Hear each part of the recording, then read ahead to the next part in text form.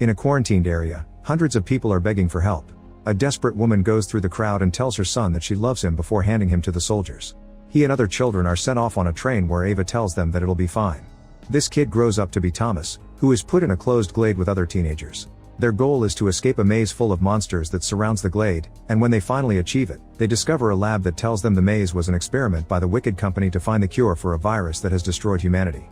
Before they could process this information, a bunch of soldiers drag them out of the lab and take them away in a helicopter. A few hours later, the chopper lands on a desert. As the group descends, they find themselves surrounded by zombie-like creatures known as cranks.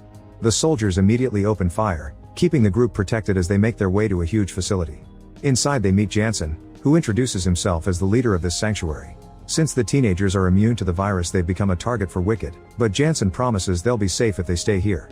Then the group washes up before going to the medical bay, where they're given vitamin injections before the doctors run some tests.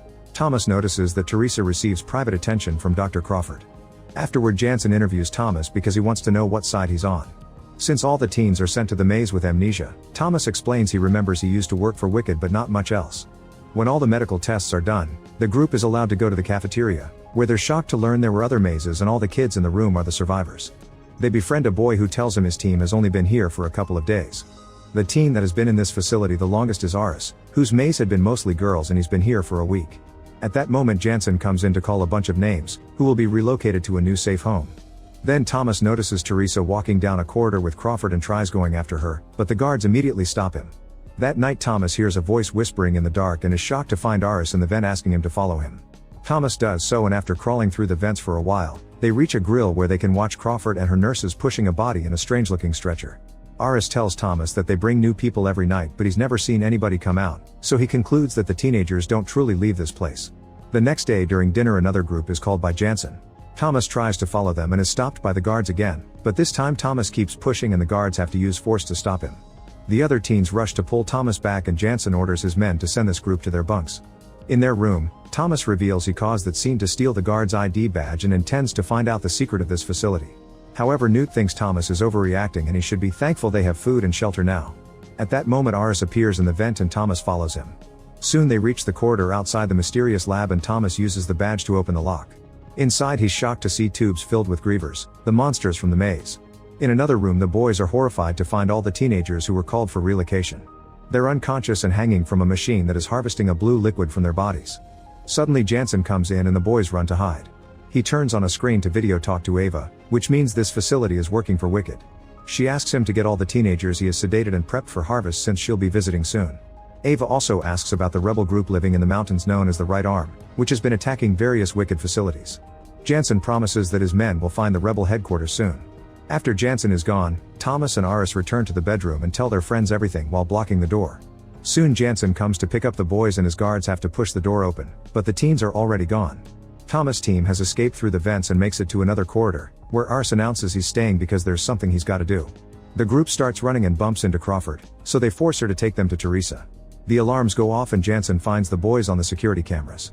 A guard immediately appears in the corridor and uses his stun gun to try to stop them, but Minnow brings him down by kicking him against the wall. After taking the guard's gun, the group rushes to a lab to find Teresa on a bed.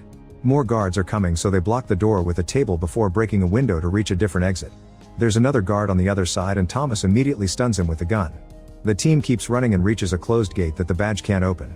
Jansen and his men appear in the corridor, saying that if they leave they won't be able to survive the harsh conditions outside. At that moment the door opens revealing Aris, so Thomas shoots at Jansen's group to distract them before running through the door with his friends right before it closes. Aris destroys the lock and the others grab a few weapons before rushing to the front gate. There's a sandstorm outside and the guards are coming after them, but the teens keep going until the storm makes it hard for their enemies to follow them anymore. After running for a while, they find an abandoned building and go inside to spend the night. Thomas and Aris decide they should try finding the Right Arm in the mountains. Then they notice some footprints on the ground and follow them to find a room with supplies, which means someone used to live here. They take what they can carry before splitting to search the building. In another room, Thomas and Minnow find a dead body and a bunch of cables that they follow until they see a generator. Minnow turns it on and now the whole building has power. Suddenly some cranks appear behind them, so Minnow brings one down to create an opening and the boys run into a different room, quickly closing the door to keep the cranks out. Then they push down some furniture to block the door, however this room is full of cranks too. The duo keeps running to reunite with the others and now everyone hurries to escape together. Aris uses a bat to bring down a crank that gets too close and Teresa hits another one with a hammer. A crank bursts through a window and tackles Newt to the ground, but his friends quickly kick the creature off to rescue him. They find a narrow corridor in the wall and run through it, but the door at the end is locked. While the group tries to open it, Winston uses his gun to hold the cranks in the corridor back, killing a few of them. After lots of kicking and pushing, the door is opened and the group can keep going. Unfortunately, Winston is grabbed by the cranks and his stomach is heavily scratched by their rotting hands. His friends manage to grab him and pull him away from the cranks so they can move ahead. The chase continues until the teenagers find a safe spot to hide and sleep there for the rest of the night. The next morning the group leaves the building and discovers they're in the middle of a city in ruins. Suddenly they hear an engine-like noise and rush to hide right before the wicked helicopters pass by. Thankfully they aren't seen, and after the choppers are gone the group keeps moving, only for Winston to collapse. He's really sick and can barely move, so the others have to carry him on a makeshift stretcher. For the next few hours the teens continue to cross the desert and even deal with a sandstorm. When they stop to rest, Teresa shows Thomas a tattoo that has appeared on her neck and reveals she's recovered all her memories. She remembers meeting Thomas as a kid and explains they joined Wicked to help the world, so she thinks they should go back to them, but Thomas refuses. At that moment they hear a shot and discover that the others caught Winston with a gun. The boy is getting worse and he's now throwing up blood. He lifts his shirt to show them that the infection is quickly spreading and he'll turn into a crank soon, so he wants it to end before he reaches that stage. Newt gives him back the gun and the group leaves, hearing the gunshot that ends Winston's life on their way out. The journey continues with the group sleeping on the ground and suffering the heat during the day while the water slowly runs out. One night Thomas sees some lights in the distance right before a massive lightning storm appears nearby. The group starts running toward the lights while avoiding all the lightning bolts striking the ground. Unfortunately, a bolt manages to hit Minnow and knocks him out, so his friends have to drag his body the rest of the way. They manage to make it to a building and hide inside. Afterward they check on Minnow, who wakes up sore but fine. Teresa smells something funny and is suddenly attacked by a crank that she dodges just in time. More cranks appear in the darkness, but they're all chained to the walls. Suddenly a light is turned on by Brenda, who calls the cranks her guard dogs and takes the teens to another room where she lives with a bunch of survivors. Then they meet the leader Jorge, who calls the right arm ghosts. When they refuse to say where they come from, the men hold them down and Brenda uses a laser to reveal a tattoo on Thomas' neck that matches Teresa's. This marks him as part of Wicked and Jorge calls him valuable, so the group is hung upside down from a hole while Jorge decides what to do with them. Moments later Brenda finds Jorge packing. He thinks that if he gives the kids to the right arm he'll be welcomed into their shelter too. Meanwhile the kids push each other on the ropes until Teresa reaches the lever and manages to free herself. At that moment a team of Wicked soldiers sneak into the building and begin bringing down all the guards. Jansen appears in a helicopter and asks everyone to turn themselves in, but this only causes panic among the survivors. Teresa helps the others get off the ropes too, but when they're about to leave, a man blocks their way and calls Jansen to say he's got them. Thomas grabs the man's armed hand and headbutts him, but it's not enough to bring him down and the man tries to shoot them anyway. However, he's killed first by a shot from Brenda, who volunteers to guide them out. Jorge finishes taking care of some explosives and plays a song on all the building speakers before running to meet with the group. He tells them he can lead them to the right arm and opens a window where he's installed a zip line, which he uses to cross the gap between buildings. All the teens cross after him except for Thomas, who runs after Brenda when she goes back to pick something up. Soon they're surrounded by soldiers and Brenda opens fire, creating a distraction for them to run. The duo has to walk on some narrow steel beam to make their escape and the guards can't shoot them because they'd fall to their deaths and they need them alive. When the song ends, it triggers Jorge's bombs and a massive explosion kills the guards. The building is starting to collapse, so Brenda and Thomas use some cables to slide down an elevator shaft and reach the lower floor before the debris can crush them. The debris also blocks the shaft, so their only option is to escape through the sewers.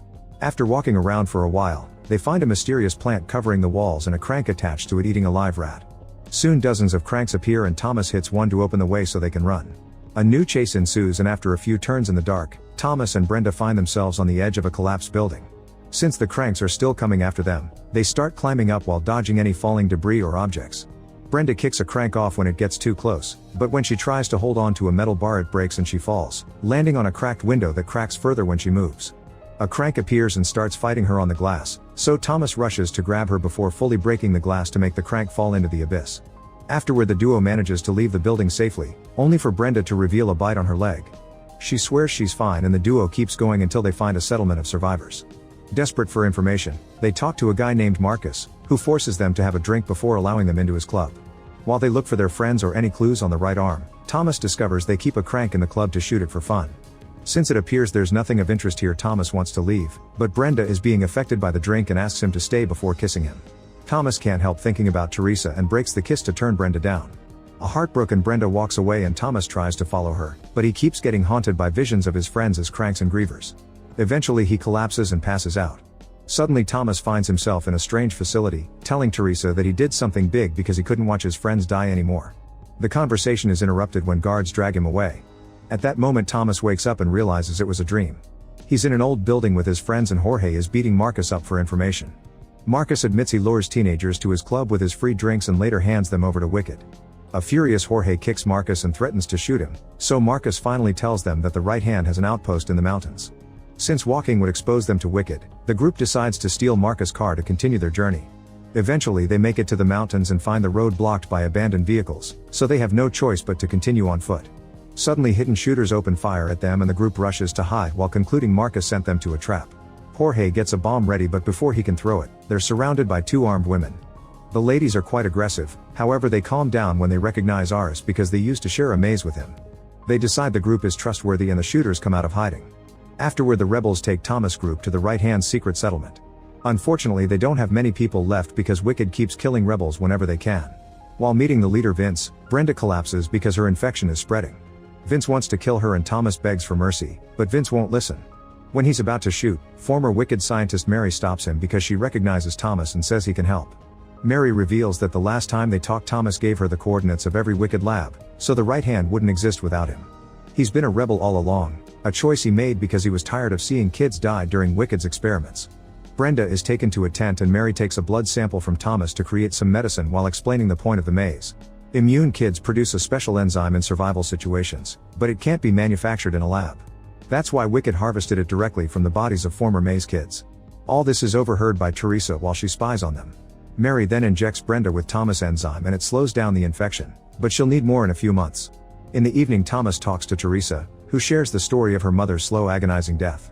She doesn't want other people to suffer like her mother did, which is why she's been working for Wicker all along. She's called them and told them the location, so the helicopters are now approaching the settlement.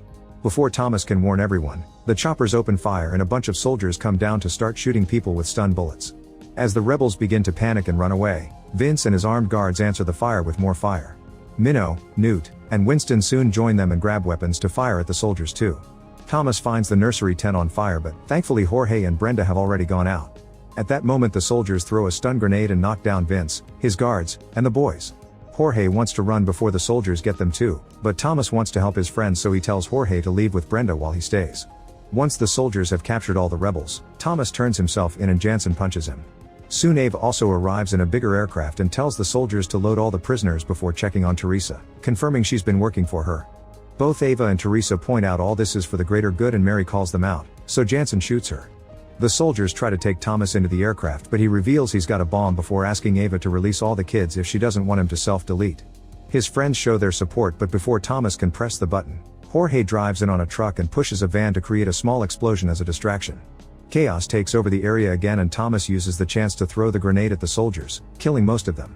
While the other soldiers rush to escort Ava back into the aircraft, Jansen punches Thomas and gets ready to kill him, only for Brenda to bring him down with a shot. The rebels take the guns from the fallen soldiers and begin fighting back while Vince brings down a helicopter using his machine gun.